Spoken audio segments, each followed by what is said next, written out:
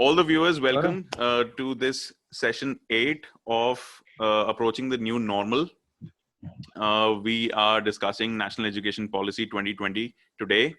A lot of you who have seen this episode, who have seen our channel before, might have noticed that in session 3, almost a month ago, we had discussed the 2019 draft of National Education Policy as well.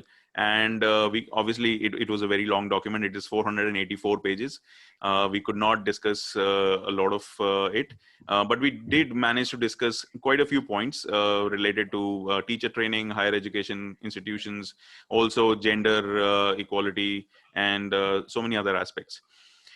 It is not possible to discuss all the things about the national education policy in one hour session, especially because we don't want to discuss this in a superficial manner. We want to discuss this in a detailed manner. So let me just outline the agenda for today, guys.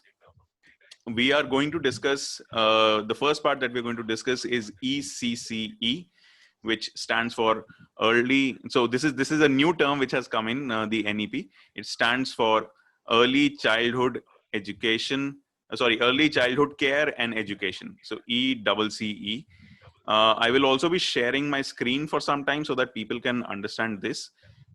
Let me just share my screen. Right. So I hope this is visible to you. Let me check on YouTube as well if it is visible or not. Yeah.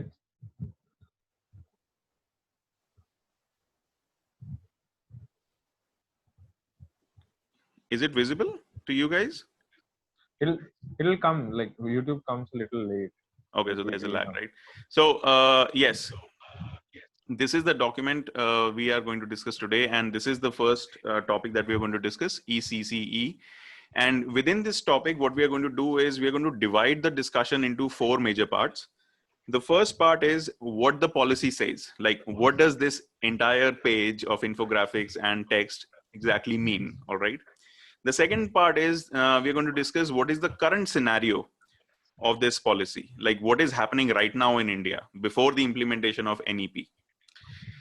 Then we're going to discuss what are the challenges or potential challenges for implementation of the new education policy. All right. So this part, ECCE, if we want to implement this soon enough, what are the potential challenges that our government and agencies will face?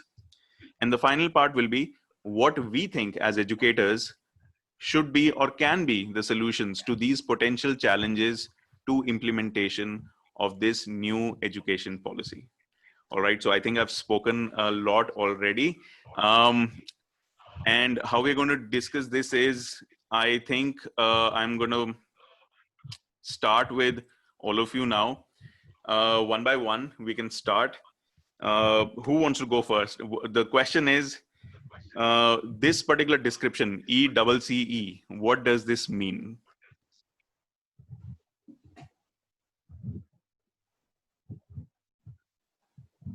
So we're going to start with, yeah, please go ahead. So, see, this is a very interesting take by the new National Education Policy 2020, because before this, early childhood care has somehow been ignored more or less by most of our policies.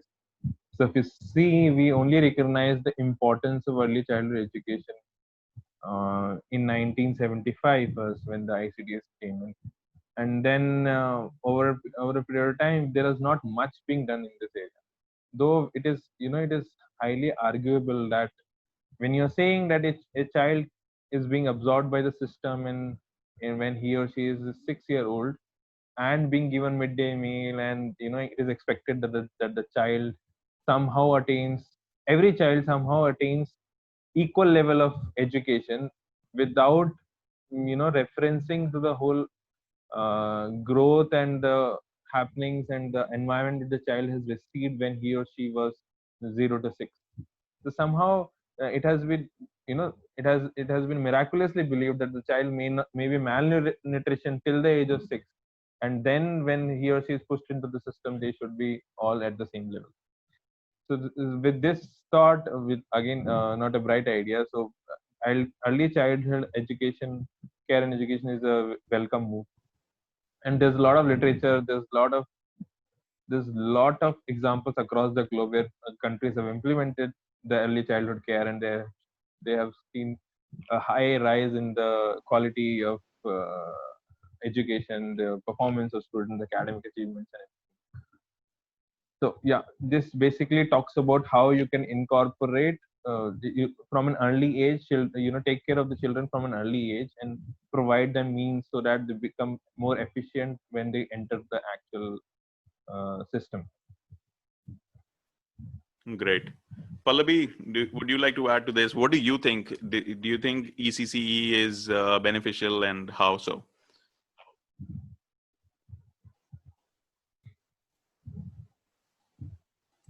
I think you're on mute, Pallavi.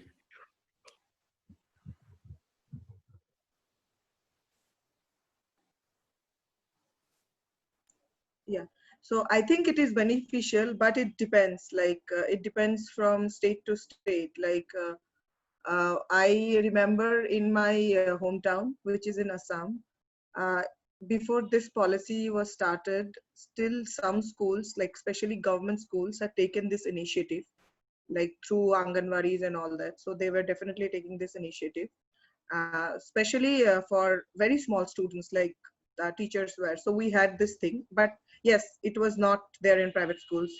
So I think it is. I have also seen in some parts of Delhi where I used to go, like east part of Delhi. So I had seen this was actually done. So yeah, definitely making it a policy will kind of make it compulsory to do this. But apart from that, I think it depends on the persons who are in the level of implementation, like people, those who have the power to make it implemented. I think it depends on them also how successful it will be. That's what is my opinion. Well, that's great. Jasleen, Praneeth, what do you guys think? Yeah, for me, I think early childhood education is definitely a welcome move because, according to research, the highest cognitive development takes place when the children are young, like when they're born, and the kind of you know um, like inputs that we give to the students in terms of the nutrition, in terms of the play activities, in terms of other input, I think that become very crucial in terms of how a child will behave or develop when they enter the school. Right.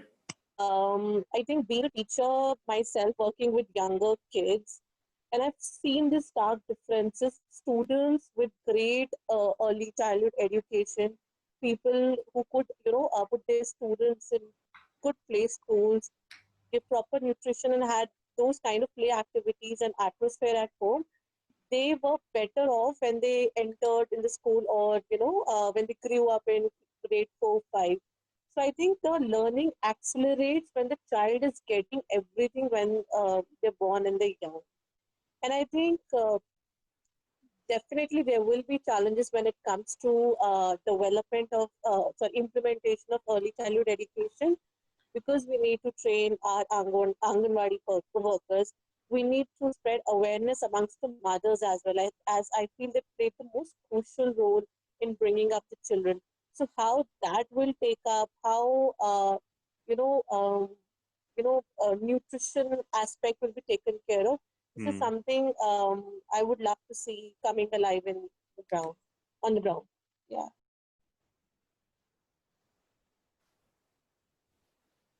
Praneeth. Yeah, I just probably summarize. Yeah, I actually agree. I think it should be from not just when they're born, from before they're born as well. I think that's why the entire curriculum for keeping the mom healthy is super important, so that stunted growth doesn't happen. I think another thing is that research shows that things like open defecation, those are also things that play a role with respect to stunted growth in students. And I think it's very prevalent in a country like ours, of course, since we're here.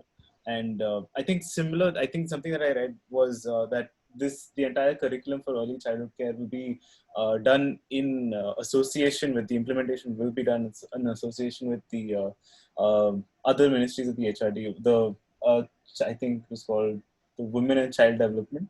the Ministry of Women and Child Development, which is crucial because, hey, you need all aspects of it. You need all stakeholders to invest in it. It's not just your teachers. It's not just your Anganwadi workers. We have to try and get, like, building the sense of community is important. And I think stakeholder investment really plays a huge role with respect to things like this. And we shouldn't, I'm glad that at least they're not looking at it from one aspect, but they're looking at it from, the whole, a slightly larger lens, if I have to say. But yeah, so at least for ECC, this sounds good. That's great. I think I'll just add, if Saurav allows, just one point which I was thinking that, see, when we are striving, understanding the need for addressing the challenges which child faces from a very early age, we also should look at how appropriate it is for us to coerce or push a child into the whole classroom or the thing in an early age. Like, I always say that, if you see countries like Finland, whose education system is considered the best in the world, they don't put child in any kind of formal, or let's say less structural but still formal system of schooling till the age of 7. They feel that child should be allowed to lead their learning. So that is a paradox which we have to look at, that it is very important that we all understand it, but what about the child himself or herself trying to do stuff through the environment, or through whatever things around him or her are. So it is how ideal it is to push that child, in contrast to what leading education countries are doing. Right. So that's very interesting, and I think the like, taking from a point that you just mentioned, Priyank, the document also mentions that the first part of ECCE, they're trying to divide it into two parts, will be mostly activity based or activity led. Do you think it has the elements, it will have the elements of the Montessori school education or the child led learning systems that we see in these developed countries? Do you guys think that the activity based program is going to be dependent on that, or based on that? So if you see, there are two very rhetorical models in this. One is the constructivist approach, which is the child-centered learning, and the other one is the child-led learning. So I don't want to go into much of the tech terminologies, but if you see, most of this which we currently are talking about, the whole is the constructivist approach, where you take the materials, you give it to the child, um, let the child do stuff and build the learning around him or her and everything. But again, it is still a question that how does the child lead his or her learning when you are the one who is deciding that the child might need these substances, these activities, this is necessary for the child. You are the one who is telling that by this age, let's say 2-year-old, he should be able to say these syllables, he should be able to pronounce these small phonetic words or anything like that. So still it's still a paradox. However play like environment you want to create, but you will still have developmental tasks associated with the child. You will still see that this child should be able to do this, so these are the materials we should provide to the child. So this still becomes a very, very paradoxical thing. So Pallavi, I wanted to ask you this question actually. I mean, that you have some experience with people who are working at grassroots and in Anganwadi systems, right? So do you think they will be excited to take over this opportunity of creating this new system for child-led learning, whereas they already have so much work to do as Anganwadi workers? See, I personally feel that, because I have myself seen with interior parts of West Bengal and Assam, what used to happen is that this Anganwadi workers sometimes even used to take classes, to be very honest, because the teachers did not come, because there were like salary was not paid. Like now also I'm doing some fundraising for some of the schools in UP. So where the teachers are not at all getting paid. So we are kind of doing fundraising. Like we were telling each one of us to give 100 rupees so that at least 5,000 rupees is given and the teachers. So I don't think this is feasible. This whole thing is feasible because uh, getting salary or money is kind of a motivation for anyone. And then already they have to do so much of work, because when I was with Center for Media Studies, I used to go to, so there, that point of time, I had done a research with some parts of UP, like Azamgarh and all those states. So that point of time, we entered the school. So the school was completely dilapidated. The condition was terrible. Like, it will be like as if the school is falling on you. So when I visited the school, I saw there was no one. Like, even the principal was on CCL leave. And then I had conversations. So there were no teachers in the campus. There were no teachers in the campus. There were Anganwadi workers. Some of them were cooking, and because of the midday meal scheme, they were giving food to the kids. And when I asked where are the teachers, they were like this. Some of the Anganwadi workers have kind of had a discussion with teachers and told the students to study from page 1 to page 5. And then so the teachers are not there in the campus. So it is the Anganwadi workers doing everything. So you can imagine the situation of the students in the schools. Already the schools are not in a very good conditions. Uniforms are not there. Books are tattered and torn. When I went there, kids were coming to me one by one, thinking that maybe I am the teacher or maybe I have come there. So it was very sad scenario. So I completely welcome this whole effort and initiative, but it has to be like asked to each one of us, how well can it be actually implemented? Like, how practical is it? So that's a big question on my thing, on my Right. Jasleen, I like taking a point from Pallavi. Actually, she said, you know, the Anganwadi workers, they do teach, but they're not necessarily qualified to teach. Like, qualified according even to the current standards of qualifications required to become a teacher in India. Do you think that we have the right, we will have the right teacher training methods to empower such Anganwadi workers? Because the document clearly states that Anganwadi workers are going to be involved in this. Do you think we have the right teacher training methodology right now, or what else do we need to empower those Anganwadi workers? Please consider the language barrier also over there, because I'm assuming Anganwadi workers come locally. So English and Hindi might not be the best, you know, way of teaching them.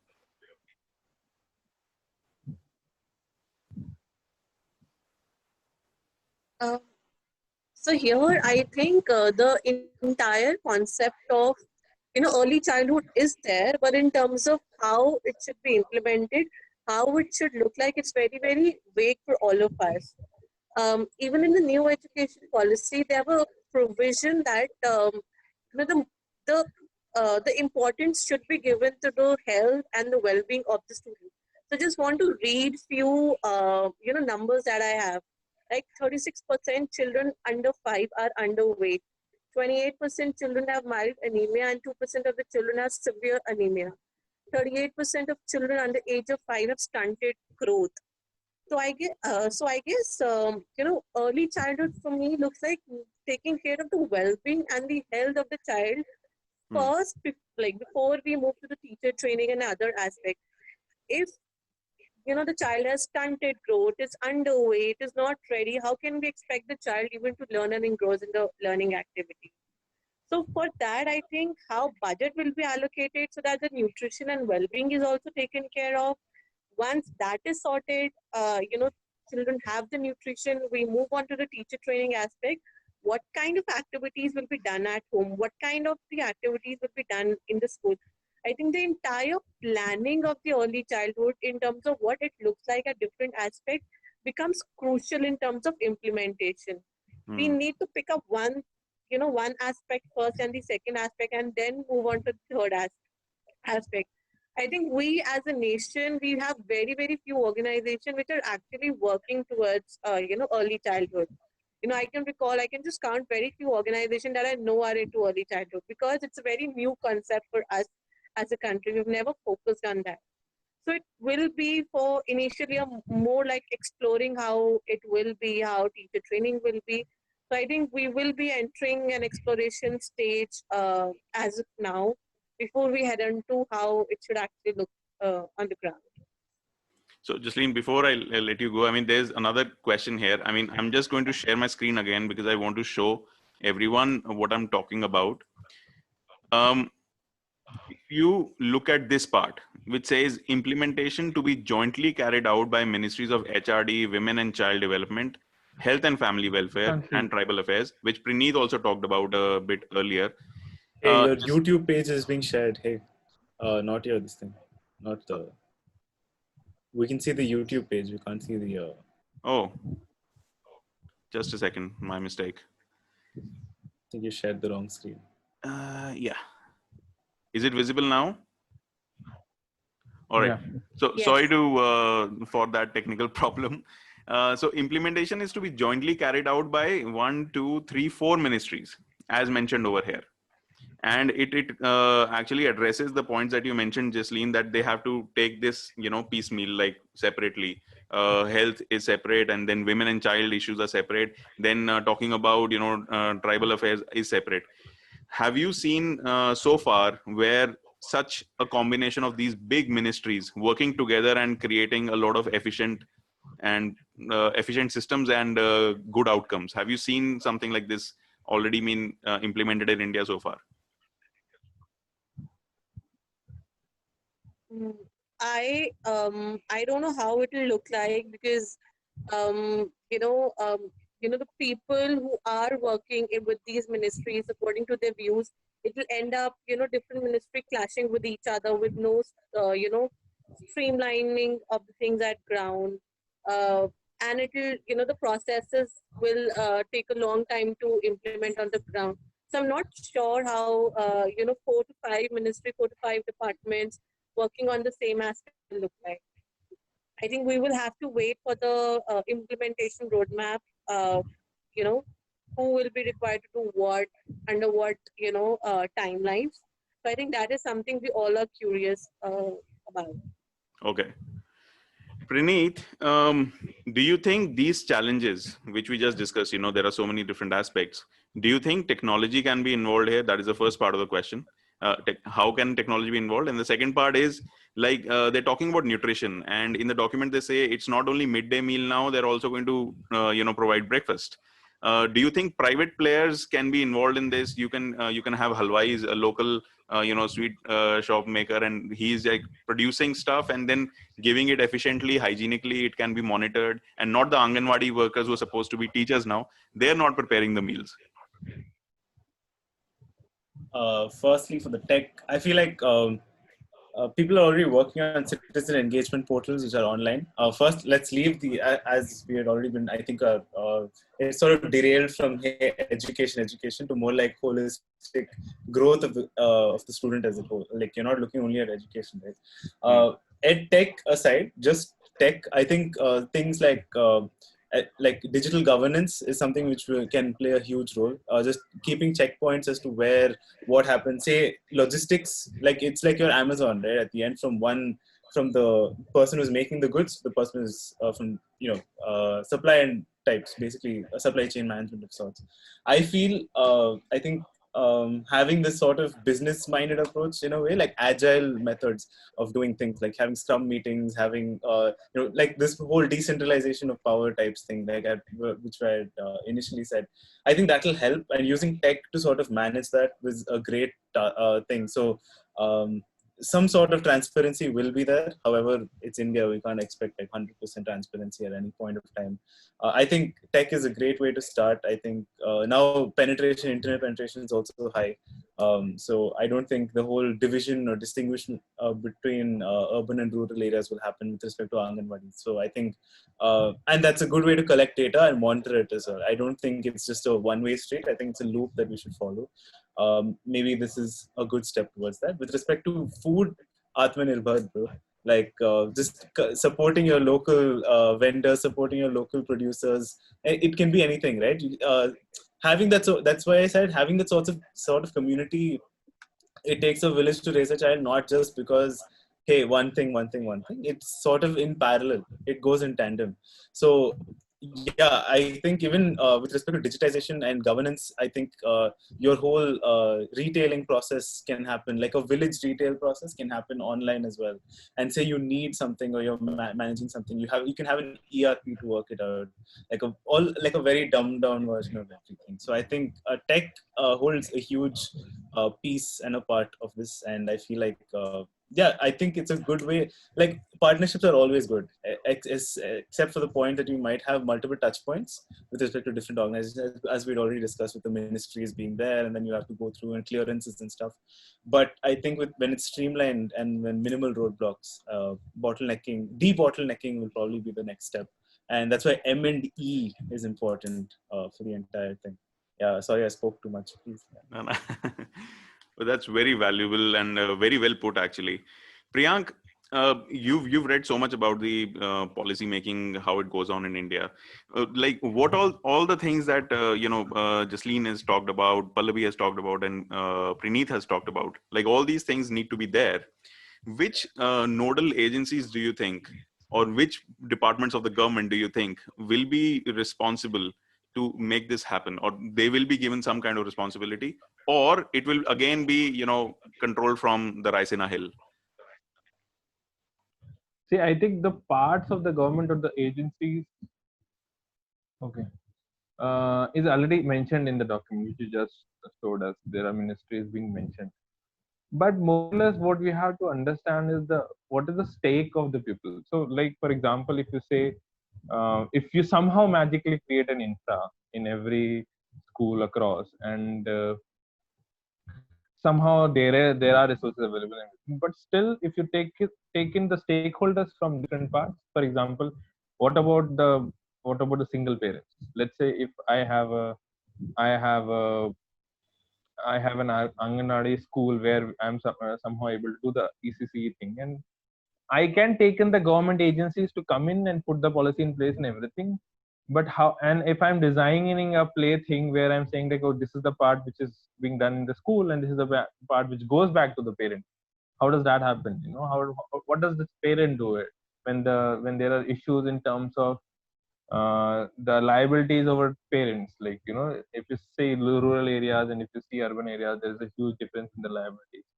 So when we see policy implementation, it is easy to put in the responsibility on certain agencies. Or let's say the tribal, the women affairs, everybody comes in and everything. But how do you work with the stakeholders is the question. Like how do you take their views in? How do you say that it will definitely not work? One ECC thing will not work in different contexts in similar ways. I myself is not a very huge fan of a national policy in education. When you create a national policy, it somehow forgets the local context. You can have a national policy to just say, okay, these are things, but you have to have local understandings of those policies. So when you have that, then the local bodies around it, the local stakeholders have to come up and decide, okay, these are what the goals which you have to achieve, and these are the policy frameworks which we have to build for ourselves. How do you empower those people with this? What policy bodies comes in and empowers the local bodies? Something which is important. Those are very insightful questions. And just taking a point again from there, Canada does not have a national education policy. All their provinces, they manage their education on their own, depending on what they need, how they need, and so on. So guys, talking about Canada and some other countries like Finland and Canada, we've talked about. Do you guys have examples of other countries where such systems have proven to be really beneficial, and maybe those systems are the systems that India has copied its education policy from? Because what I personally feel is the US education policy is not the best in the world. And what we have seen in our education policy is a lot of elements have been taken from the US education policy. I mean, anybody can start. Before this, I just wanted to make a point about students with special needs. I think that's also something which we should look at, like even ECCE for students who have special needs or disabilities is something that is I feel like it's needed not just I don't want it. India needs to leverage the fact that we have a certain section or a huge section of the population who have some sort of physical or mental disabilities who can be, we can develop them, we can help them, and they can help us in return. So that's how it works. I think we should also look into that when it comes to ECC. And also based on stunted growth, if that happens up till the age of 6, it shouldn't be like, hey, suppose somebody has stunted growth, we just don't give up on a child as a whole. I think we should also look at some sort of strategies to help students who already have stunted growth, or just inclusive as a whole, like have a more inclusive policy implementation. That's what I want to say. Sorry. There's an interesting question which has come up in the YouTube chat box as well. If we can ponder upon it. So Raji is saying that there are already a lot of interministerial goals which Anganwadi workers are doing, and they work with early childhood education for nutrition of children, for pregnant and lactating women, vaccination of children, pregnant women, etc. So what she is saying that don't you think that giving the responsibilities of primary healthcare and school education to local self-government organizations could bring actual change? So I would like to ask, the TFI fellows, ex-TFI fellows, and Pallavi here, who have worked a lot on grassroots, to take up this question. Do you think what Miss Raji NS is talking about, don't you think that giving the responsibilities of primary healthcare and school education to local self-government organizations like maybe the Panchayat or maybe the BDO or something like that could bring actual changes? What do you guys think? Please go one by one.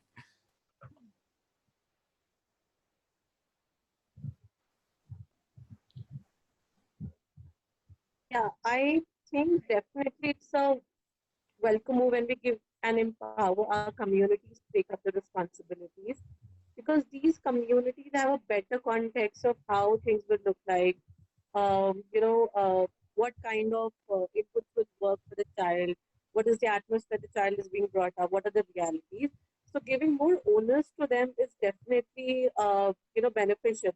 And I think in terms of every education, when we talk about elementary education also, I think community involvement becomes really, really crucial in that aspect also. But the challenge here remains is who will empower these communities to implement these things on ground? Who will train these community members? See, this is what early childhood education is. This is what nutritional aspect of a child should look like. I think the empowerment and the training comes from these bodies, and implementation definitely community should come forward to take up the responsibility of that. And I think these people live locally. They are penetrated in the community. They can talk in the language. They can penetrate in the community, have that kind of relationship with mothers. So I think that's the best move that we can have. The question remains their training and their empowerment. Right. So Raji also says that she's seen this happen in Kerala, where it's a successful model. And Jasleen, you have experience in North India, Delhi region. Do you think similar things happen in Delhi region? If yes, then what are what are the challenges that they face, which need to be rectified? Okay. So, according to my experience, I have not worked directly, in terms of early childhood education, but I have experience of, I've seen things being implemented on the ground. There are a lot of challenges. These Anganwadi workers are not empowered. Their core work remains, doing other sort of duties which government assigns to them. And the core duty of Anganwadi, the core duties of taking care of children, I think they're not able to perform that, really efficiently. They're burdened with so many responsibilities on the ground. There's so much paperwork. There's so many government duty, election duties that they need to fulfill. I think the whole work gets diluted, due to which they're not able to provide enough inputs to the mothers and the children. So here, I think increasing the number of Anganwadi workers, training them, giving them a better wage becomes really crucial when we implement. They're hardly paid anything for the kind of work that they do on ground. Managing children, they're paid like peanuts for that. So I think that also becomes very crucial, when we talk about implementation on the ground. So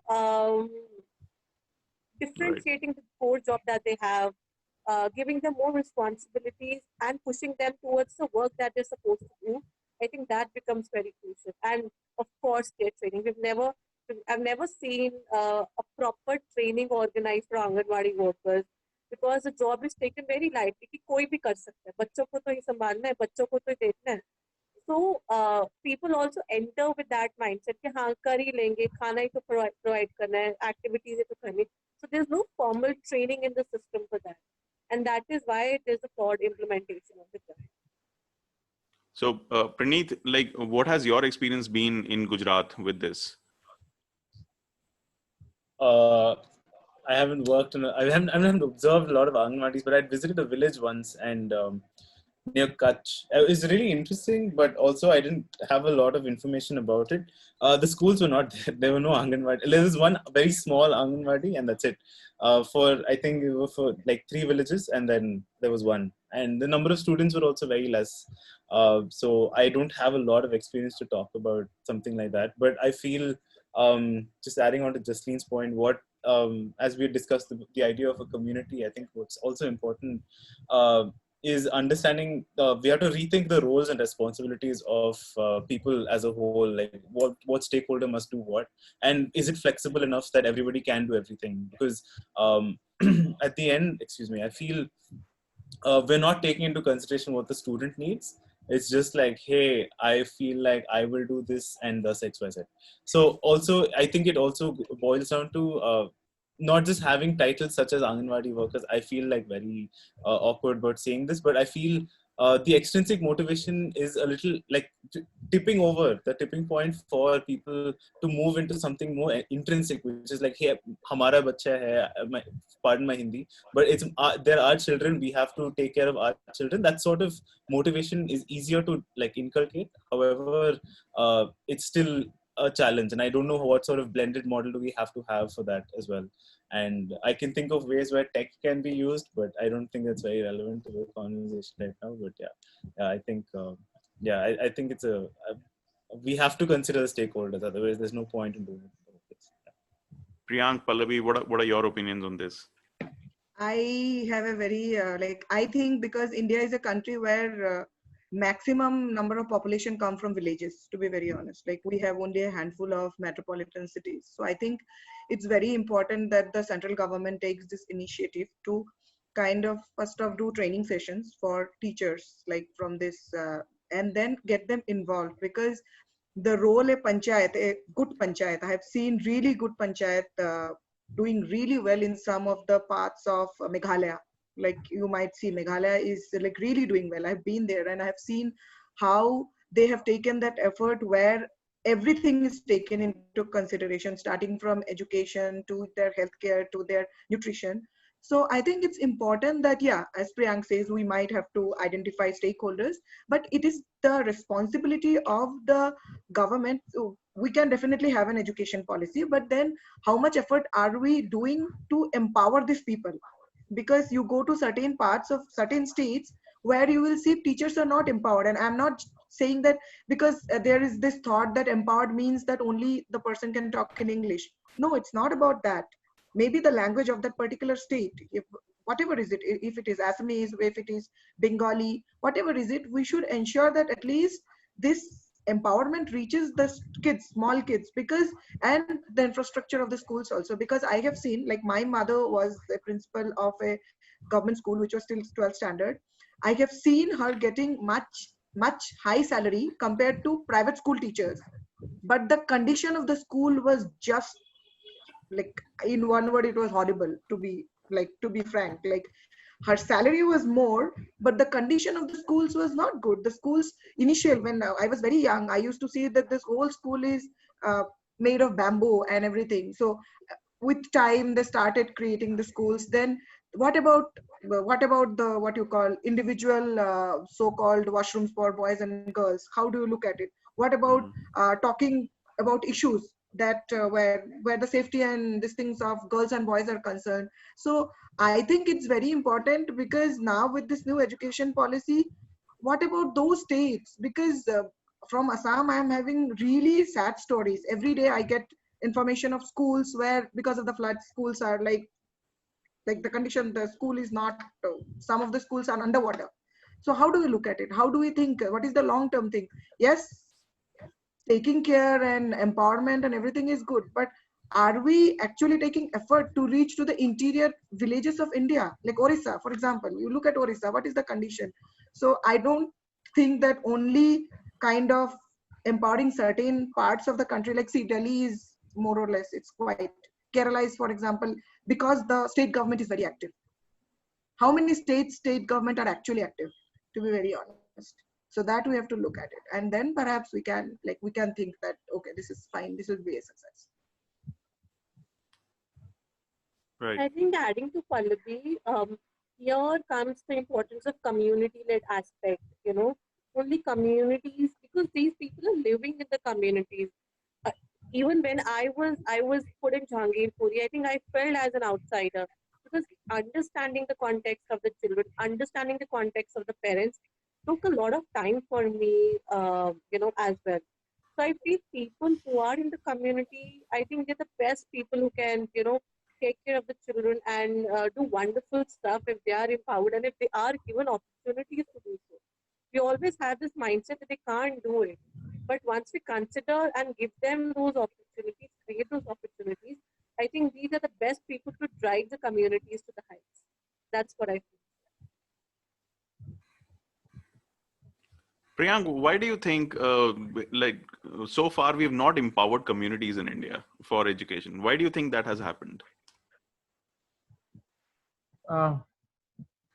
See, when we say we have not had empowered communities, what we have to recognize is that how do you treat communities? When you say a community itself is in a way illiterate, when you say that these are unpad gamas, then when the community member itself feel that they are inferior to the whole, to the kind of education which the children are getting, there is a, when the children themselves feel that their parents are not worth, and when the a farmer, for example, might have a tremendous knowledge of seeds, and but may not be able to speak even alphabets, English alphabets properly, then still considered illiterate.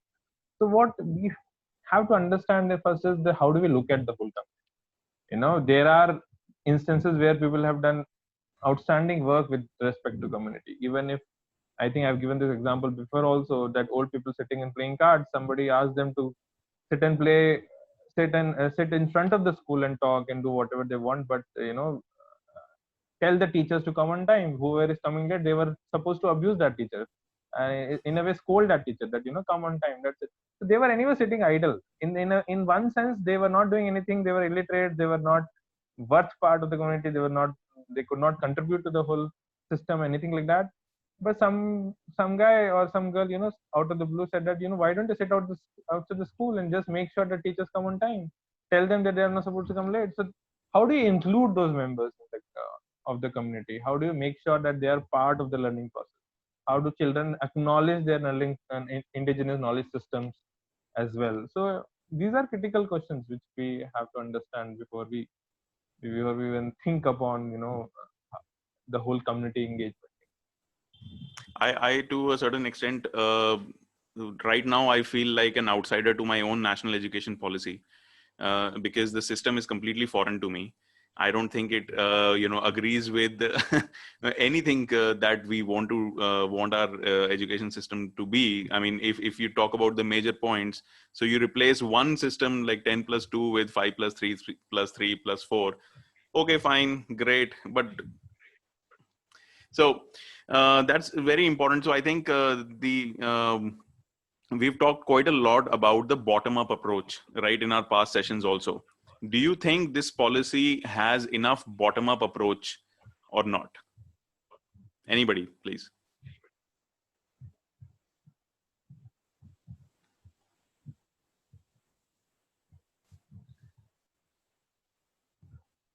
See, no policy comes out of thin air. I always say this.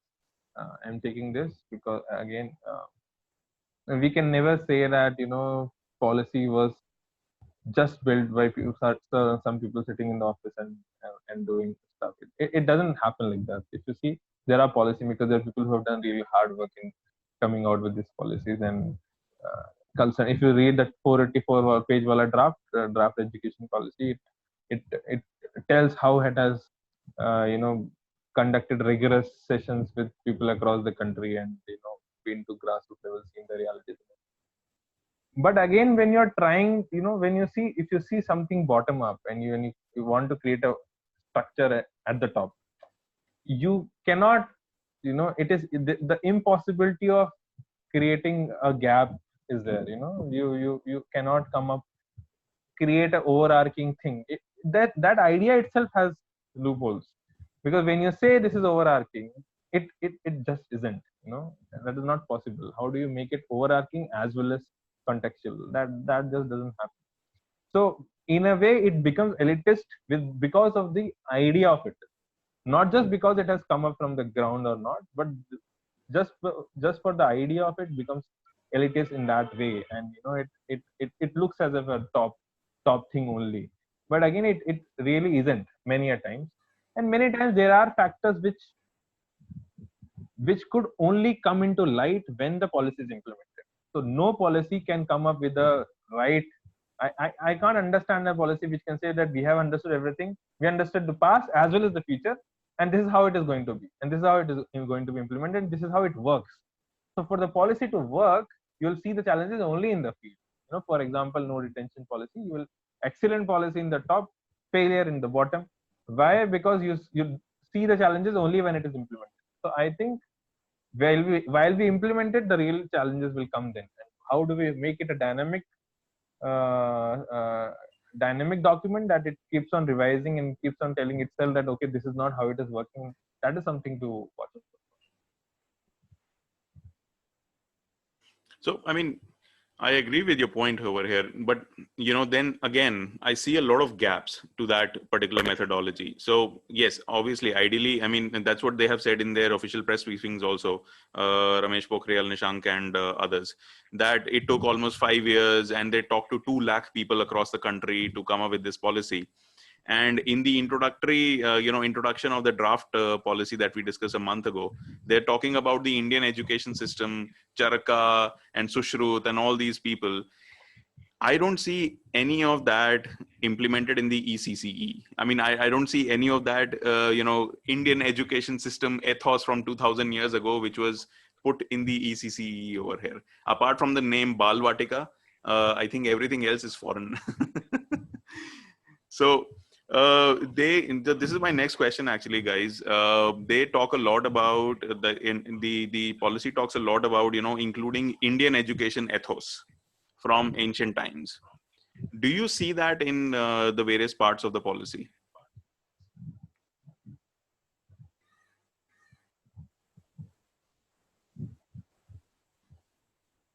Anybody? Or let's change the question, because I think the answer probably is same for all of us. So, Pallavi, I will also request you to just look at the question. There's another question in YouTube chat after we are done with. Okay.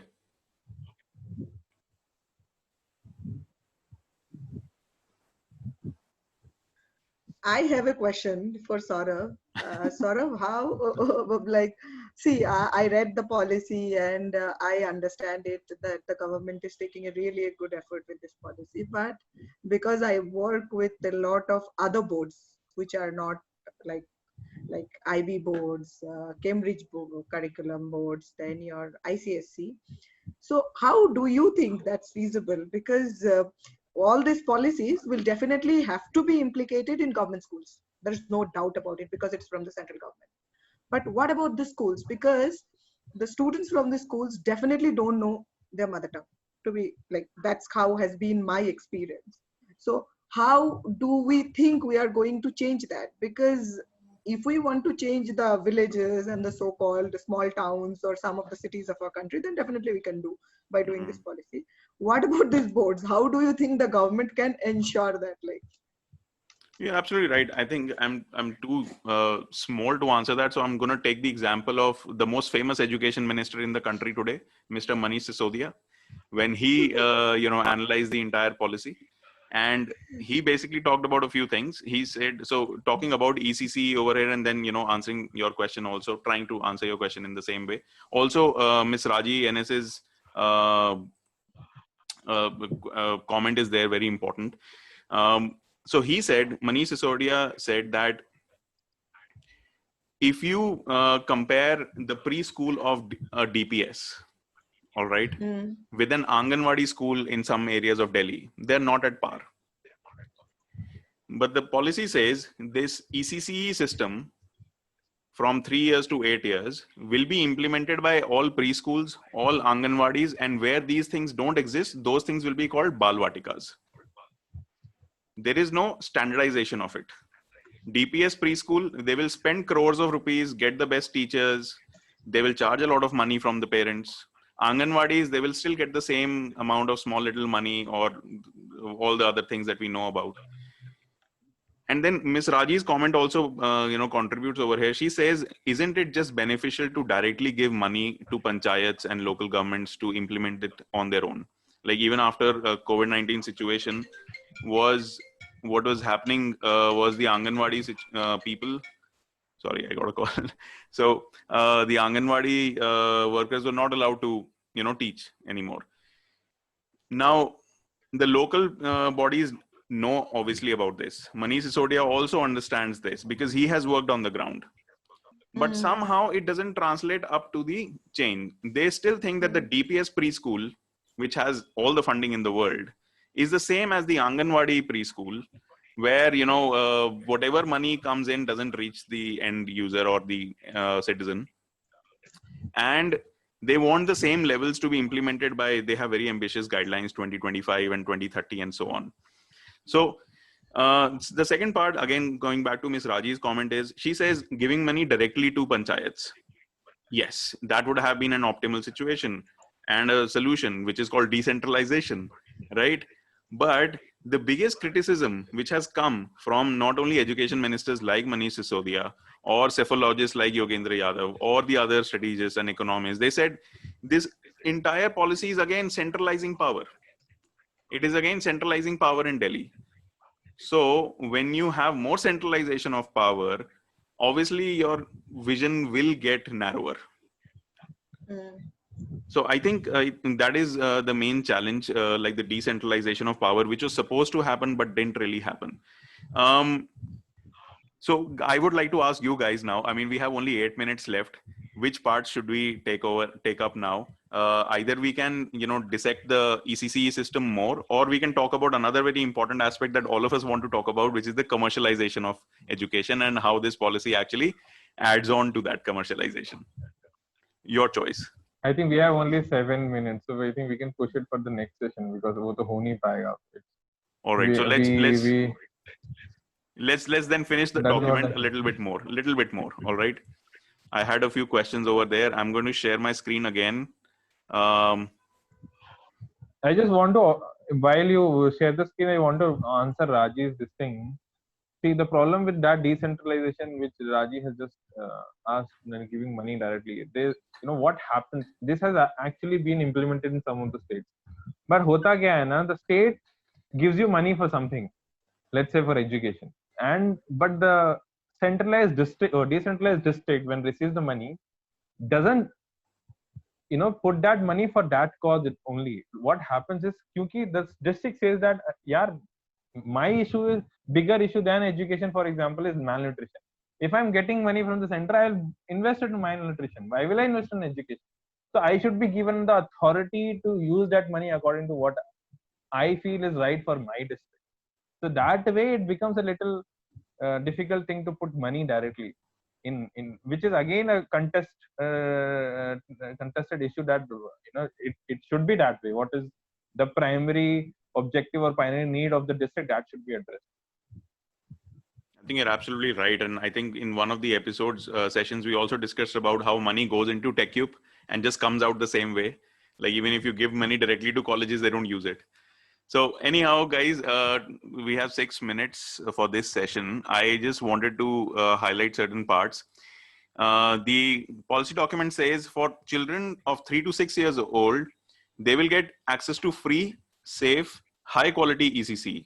Now, this is the point of contention by Mr. Manish Sisodia. He said, how can you ensure that the same high quality of ECCE will be available to children studying in Anganwadis or preschools run by private organizations, or something new that they're going to create, which is called a Balvatika or a preparatory class. If you look over here, it is called a preparatory class, or in Hindi, it is called Balvatika, whereas it literally translates to a garden of children or for children, right? Now, are there any standards which have been set over here? Do you think the standards which are going to be set will be universal, or will they take into consideration the local needs, cultures, and sensibilities also?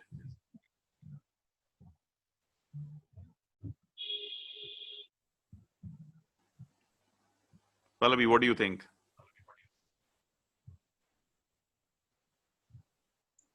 I'm not able to come with a very big conclusion or even a small conclusion, because I have no clear opinion about it. All right, I think I convoluted the question too much. I'm so sorry for that. So let's simplify it a little bit. Like the implementation of the ECCE, they made a mistake over here. By 2021-22, that academic year, which basically means the next academic year starting from March, they will initiate implementation of 1 year of pre-primary school. That means all the students who are in first or who are going to appear or get into first in 2022-23, these students who are going to get into first standard, they will get the first year of pre-primary education under the ECCE.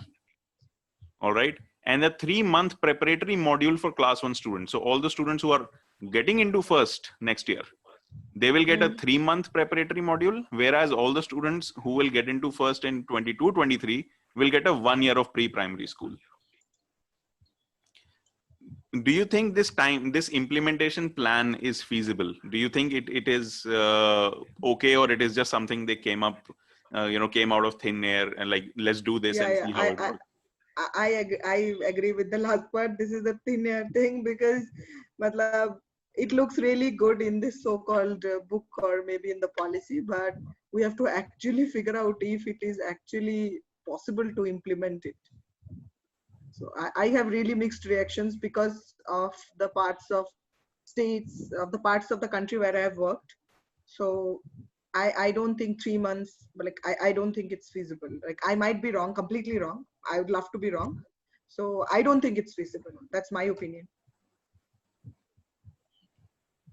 Right. Another thing which I found missing was over here is, let's say phase 1, they're trying and they will try till 23-24, right? Then they will expand the 1 year of pre-primary school into all the primary schools and Anganwadis. What if this trial fails? Yeah, exactly. I was coming to this point that we don't see any data-driven approach. We don't see that it's a implementation. Inputs will be taken into the ground. Things will be, tailored, and then another few trials. It's just see implementation without any, because we have to implement, we will implement. Even if we do not have, even if it doesn't reflect the ground realities, I think, I'm not really sure about the timeline, because it just seems very quick. Implement karna hai, ek ke baad ek, even if it is working or not. What if the first trial, the 3-month module just fails? It is not working out. What if, the 1 year module is not working out, and then we have another thing coming up the next year? So I think when, in such, when we talk about this policy, somewhere I feel that the system thinking, design thinking is really missing. Are we really experimenting few things, piloting it in different regions, studying the outcomes, and then taking ahead and then, scaling it up? So I'm not really sure how it will look like in future. I have a question. I am just thinking about, like, I read certain aspects of the NEP. I have a question, like, did a research was done? Like, because if we have come up with a policy, like, did we take some villages or maybe some parts of the country, some schools, and have a conclusion that this was a success and then we made it as a policy? Like, so I really want to ask this question. Even I'm planning to kind of put an RTI and ask, like, some aspects of it. I really want to know, like, what was in their mind when they drafted it, because we have to see if it is a success also. It shouldn't be just like a policy which is kept and once in a, like, 5 months, 6 months we read it. It should not be like that. It should be feasible to be implemented. So I want to know this, like what Jaslin right now said. I want to know actually, like, did we do any background? Yeah, but did we do any background research? Did we find out, like, if it is possible? So I will definitely file that RTI with you, Pallavi, and let's see what comes up. Who are the 2 Yeah, lakh I people will. that they discussed it with? Yeah, I would love to see certain pilots happening on the Yeah. ground. Like, we are implementing certain parts in certain communities, learning about the outcome. I'm seeing if they're actually working out or not, and that's how that's how programs are designed. That's how things are designed on the ground. True. Are they like giving us the outcomes or not, or we just want to go with the timeline one after the other, एक module, 2 module, and then see if क्या होता है. So, So I'm not really. guys, I'm sorry to cut you short, and I'm going to leave all of you with this question, and also the viewers, because we don't have time. We just don't have time. If you guys agree to do yes and no, then we can take that question.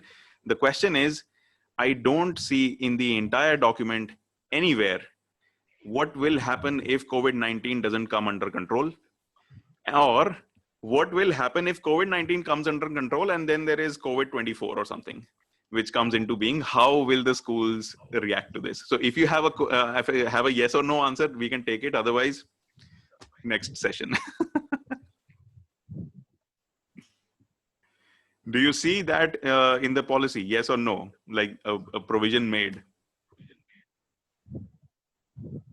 No, we haven't spoken about any situation where we face disasters, pandemic, epidemics, anything. What will be the solution for that? So Okay, I so don't no. know. Like, no, definitely. I haven't read anything.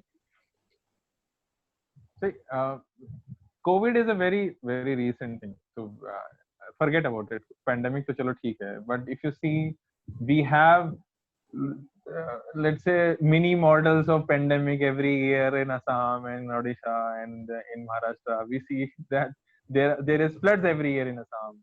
There's cyclone every year in cyclone. So we know that these things happen in these places. But still, we don't see a notice where we talk about that, how we handle these disasters. Like, what do we actually do with rehabilitation or whatever, because education is still a very crucial point in this. I am remembering another story, but that story is for next session because we don't have time.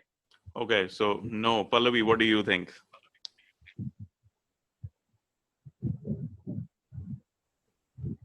Pallavi, you're on mute. I have same opinion, because the place where from I come, like 4 months complete floods, like, being very honest, like Morigaon district in Assam, I can count the districts in Assam where, like, it's horrible condition. And then school is constructed, school is underwater, books are students, if students don't get 2 square meals a day, forget about school education. Like, how do you think it's possible? And then in upper parts of Assam, like Dibrugarh and those parts of the Assam, there are a lot of, it's not just about natural calamities. There are other things also with this Naxalites issues, like Naxalite issues and everything. Curfew, there is curfew, like completely, like right now, if you look at Kashmir, it's been a year. Like we had visited Jammu last year to do outreach and some of the schools of Jammu. People think that Jammu and Kashmir is related. By the way, it's very different. Jammu is very different from how it is in Kashmir. I have been in Kashmir. Right. So, how do you see it? Like, whole year it's curfew. How do you think? Like, and that's not a natural calamity. That's Exactly. not a natural calamity. So basically, what you're saying is the national education policy is for the entire nation, minus a few parts which are uncomfortable to talk about. Okay. So guys, thank you so much. I have to cut the conversation short. We'll continue behind the scenes, but this is a good start to our discussion of NEP, and let's discuss more how to make this conversation more productive in the next session. And thank you so much for all the viewers, especially Ms. Raji NS, for asking all these questions and making us talk about it. So thank you so much for that. Well, thank you. Bye.